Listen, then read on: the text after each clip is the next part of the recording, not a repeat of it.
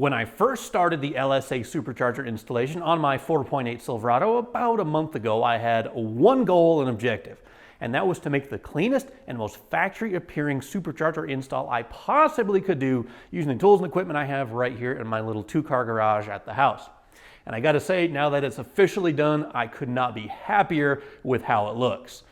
Now, you'll notice the grill is off, and that's because I have a marker lamp that's out, and I'm going to replace that in just a second. But as far as the blower goes, the install is 100% complete, is officially done, and the engine bay probably looks just a little bit different from the last time that you guys saw it, and that's because I've spent about the last week or so just kind of tidying up all the little odds and ends, plumbing the supercharger cooling system, getting all the last minute wiring done. I wired up my AC sensor. That's something I haven't done yet, and I put the electric fans in a couple months ago. But basically I've just taken this opportunity to kind of finish up all those little loose ends that I've never finished up. I painted the intake tube wrinkle black, and I'll show you, like I said, in detail all that stuff just a little bit later on. But officially, this install is 100% complete, and I do owe a big thanks to Boost District for supplying this supercharger.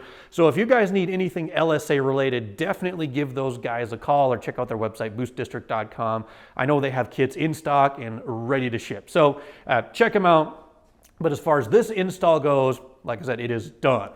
Now, if you're new to the channel, a quick background on the truck. I'll try to be brief. This is a 2000 single cab stepside. It is 4-wheel drive right now, but I do have all the stuff we need to convert this to all-wheel drive, which we'll be doing hopefully very shortly. We got the NV149. We are going to be doing a 4L80 conversion kind of along the same lines, but right now it's got a stock 4L60 in it with a little bit higher stall speed torque converter. Of course, the LSA Supercharger, that's kind of like what we're here to talk about. But as far as the engine goes, we've also done a few upgrades to it as well. Last fall, we had it out. We opened up the ring gaps. We put in a new oil pump. It's got MLS head gaskets, ARP head bolts, a performance cam, valve train upgrades, long tube headers, full 4-inch exhaust. Basically, the list goes on and on. But ever since I bought this truck back in August of 2021, every modification that I've been doing has kind of been in preparation for this moment. Driving the truck with a supercharger. That's why we went with such a large exhaust. That way we have, that's why we put long tube headers on. And all those other things like opening up the ring gap is because we're going to be boosting this 4.8.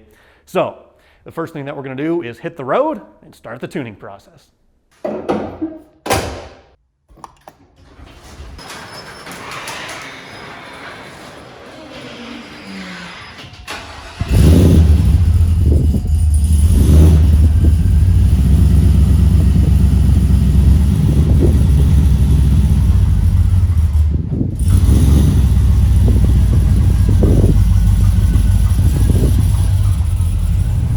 We just topped it off with fuel, which now, since we have blower on here, we've got to run premium, which definitely cost a couple of bucks, but that's the price we got to pay to have fun, I suppose. One thing that I noticed right away is I haven't really gotten to the throttle that much at all, but at, let's see where we're at, 9 and 10% throttle, it's already making the transition from vacuum to boost. And if I get into it just a little bit more, like, that was 5 pounds of boost already.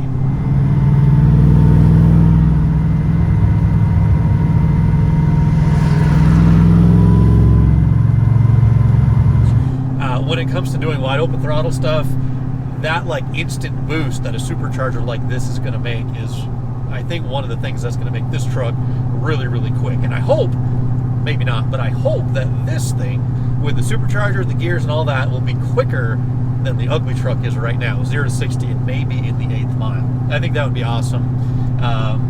But anyway, so far everything is going pretty good. I won't get into a whole lot of tuning stuff right now, but basically what I've got to do is just drive the thing around, put some miles on it, and then just use steady throttle at different load and different RPM points to try to gather as much data. We're using the wideband to go into the HP Tuner software. It's going to collect a % error, and then we'll use that information to go back and adjust the tune. That's the tuning process in a nutshell.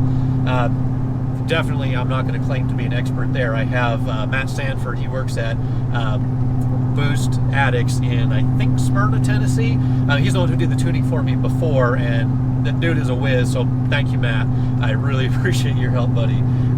But anyway, yeah, right now this is, this is like the second time I did this. I collected some data where like See, on average, we're about 5% lean, which isn't too bad considering this is like, this is like the second time we're doing this. So I got to drive around a bunch more, gather some more data, and when I have it pretty close, we'll go back to the shop and I will give you guys a quick rundown of kind of what we found. All right, so we're back in the shop for the first round of revisions on the tune, and so far everything seems to be doing more or less kind of what it should. There is one area of the map that I've made a few changes in, and it's kind of not responding. So I have a message into my tuner Matt, and I'll see what he thinks about that. Hopefully it's something simple, maybe it's something I've overlooked. We'll find out just in a minute. But in the meantime, I wanted to show you guys just a few odds and ends that I finished up since you saw the last actual build episode on this project. Most of it's just plumbing stuff. I guess I'll start with the battery. You did see me relocate that because I wanted to have the air intake kind of go this way. I felt like it'd be a shorter tube, less restriction than putting a big sharp bend and kind of going over there. So anyway, that did require us to relocate the battery.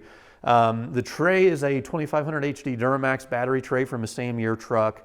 Bolts right into the factory hardware, no problem. The original battery sits right there.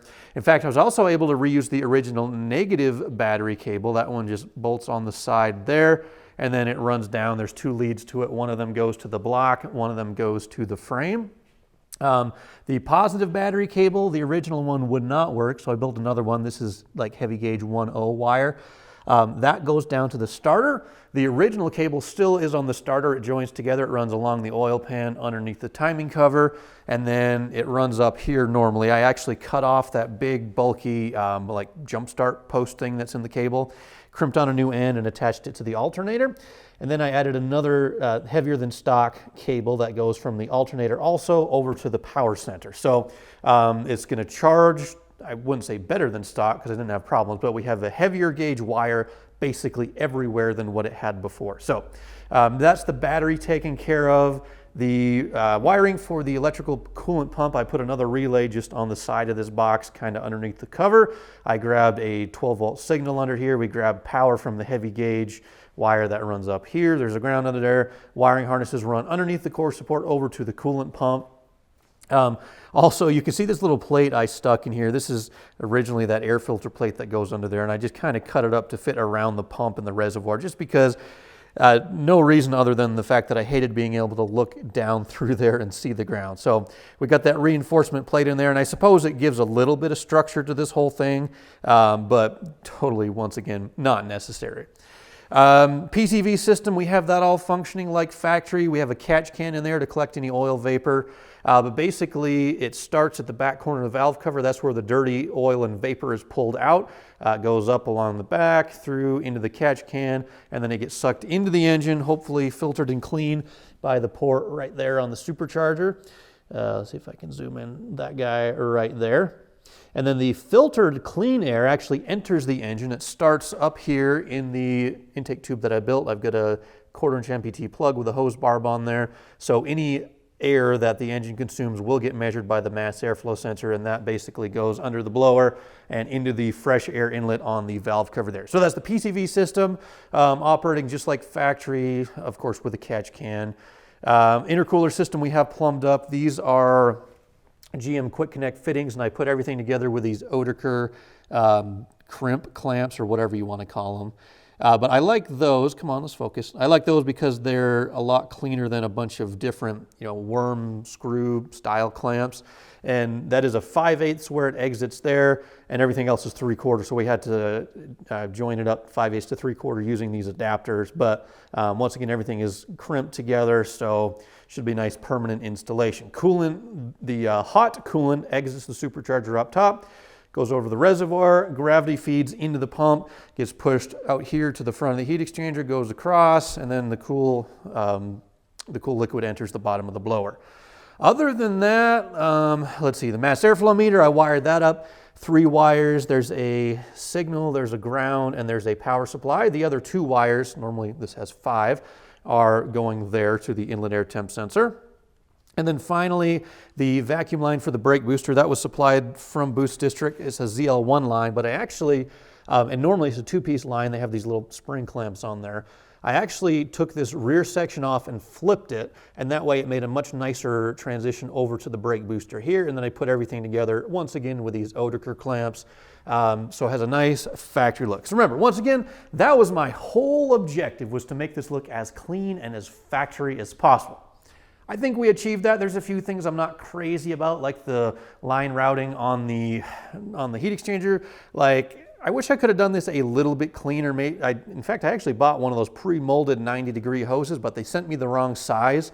So yeah, I don't know. I don't love that one goes this way and one goes that way, but that's like my only complaint about this whole thing. So anyway, we are going to get back on the road as soon as I hear back from Matt, and we're going to do a little bit more tuning.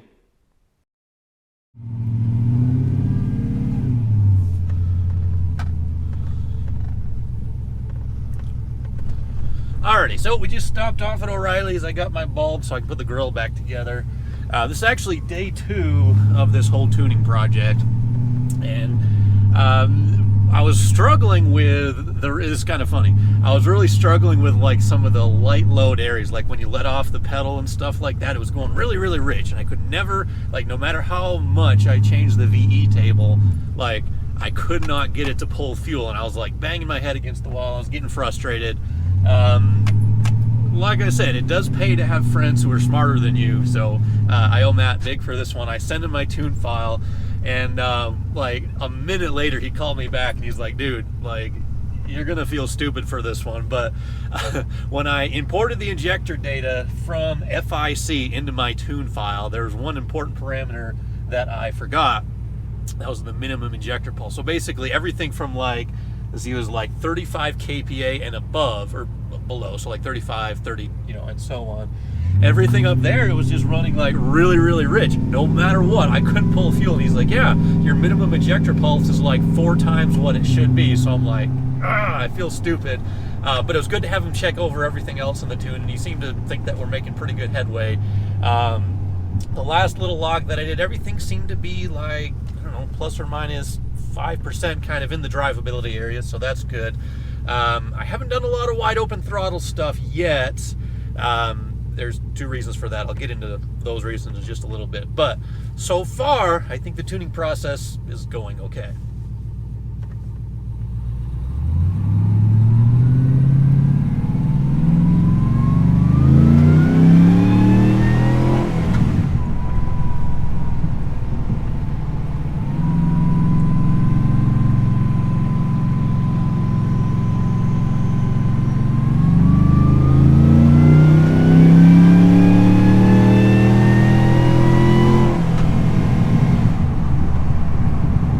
So I kind of got on it there just a little bit, and you'll notice I actually didn't let the truck shift under throttle. That was probably like, I don't know, 65, maybe 70% throttle.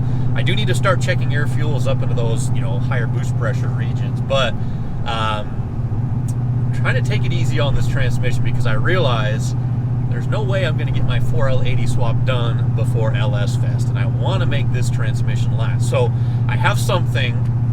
It's a Corvette servo, and I want to put that in before I do any major, like, wide open throttle pulls, because that 1-2 shift, you know, the Corvette servo will help put a lot more pressure on the band that's applied into, I think, 4th gear as well. So before I go nuts to do a wide open throttle pull, we're definitely going to get that servo in, so we'll get to that in a second. But there's also one more thing that you guys don't know about this truck. Actually, I think I did mention it once. This truck right now, ever since I put those drop hangers on and redid the rear suspension, it wheel hops like incredibly awful. Like, I got into it yesterday while I was not filming, and a few times before I even started the supercharger project. Like, as soon as the tires start to spin just a little bit, the whole truck just like violently shakes, and I'm afraid I'm gonna break a U-joint or something. So I actually have a set of Caltrax. They're already here. I ordered them as soon as I did that, like back in February. So that's another thing. Like, I can't even roll into this thing because it spins the tires pretty easy, which, you know, makes sense. It's got a supercharger and it builds like boost instantly. So yeah, Caltrax and the 1-2 servo, or the Corvette servo. Then we'll do some wide open throttles. But let's go back to the shop and take one more quick look at this data.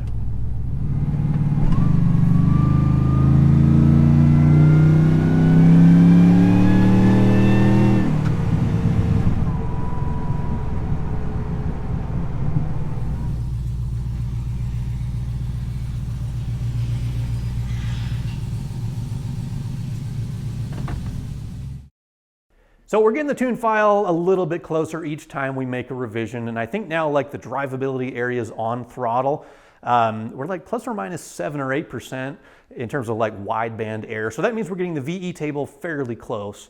Although, because I messed up that stupid minimum injector pulse thing, I made like 4 or 5 revisions on the VE table, and I kept pulling away fuel and pulling away fuel, lowering the VE table to try to lean it out when I'm off the gas, and nothing would happen. But now that I've actually made the correction to the minimum pulse width, it's taken away all kinds of fuel. So now I have to go like redo that section of the VE table. But it's like every time I do tuning like this, it just reminds me of how little I actually know about the process. I mean, there's experts out there that do this stuff like every day. And you guys, this is probably like a stupid mistake, which it definitely was. I don't know how I overlooked it. Like the FIC sent a spreadsheet over with all the information in it, and I just missed that one like tiny number, but it's actually fairly important. So I'm still working on that area of the tune, like when you lift off the throttle. But other than that, things are going fairly good. I haven't got into the wide open throttle stuff a whole lot, and that's mainly because, like I mentioned a bit ago,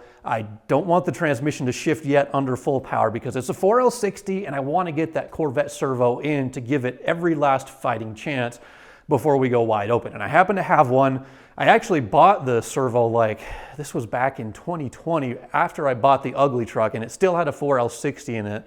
So I've had this servo sitting on the shelf forever, and basically this is going to apply a little bit more force to the band, so when it shifts into second gear, it'll be a little bit more stronger. And like I said, we have all the 4L80 stuff, I just don't have time to swap it out before LS Fest. So I want the transmission to last enough to make a couple of passes down the drag strip, but after that I am going to, I guess, beat on it. I want to see how much it can take with the servo.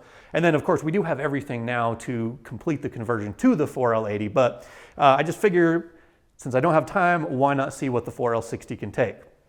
Also, I am going to be doing the all-wheel drive conversion, or that's the plan anyway, before LS Fest.